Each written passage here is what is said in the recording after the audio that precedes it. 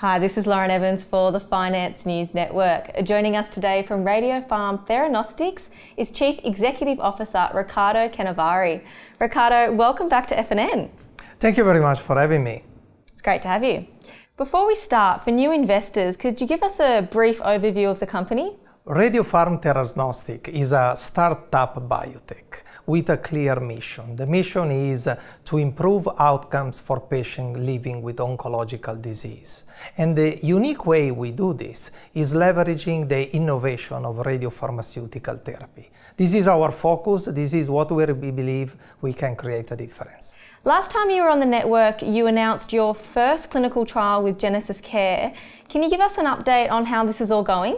We plan to start quite soon. In the next weeks, we are waiting to receive approval to start the trial, and we are very excited that we can start bringing innovation to Australia in an important area like non-small cell lung cancer. It's a very high unmet medical need area, and we really hope that our products can bring hope to patients suffering from this disease. And you've got a lot going on. What other projects do you have on the go? Yes, we have a large pipeline, so we are very excited that we can start multiple clinical trials in US and in Australia. So in Australia, in addition to the trial in lung cancer, we are also planning a trial in prostate cancer. And this will happen in the next months as well. So 2 therapeutic trials soon in Australia.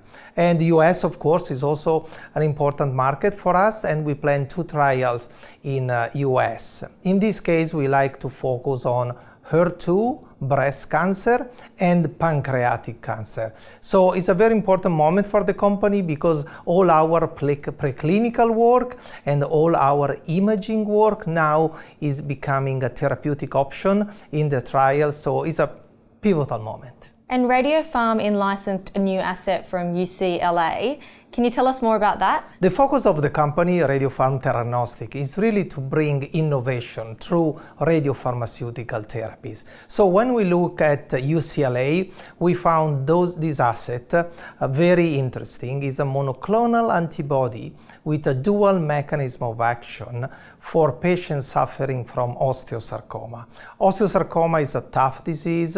It's mainly affecting kids from 7 to 17 years old, and there is no many solution available for the oncologists or pediatric oncologists that want to try to have an impact on the disease. So the product is in preclinical stage, but we believe that in 12 months from now, we can start our first phase 1 trial. Thanks, Riccardo.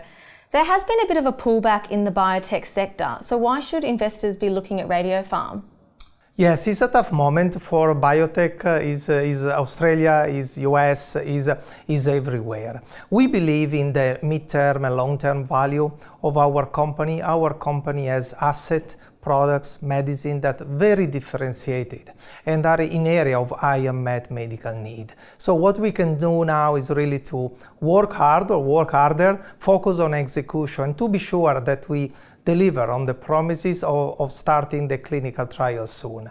It's a company that has unique asset and in an area that is a fast-growing market like the new pillar represented by the radiopharmaceutical therapy, we believe is a good reason to believe in the company. And given where everything is at, what does the outlook look like for the next 6 months? We have a very busy period ahead of us. In the next 6 months, 12 months, we have 5 clinical milestones, very important. So we have a phase 2 trial, is currently ongoing in UK, is for patients with brain metastasis, and is our imaging agent.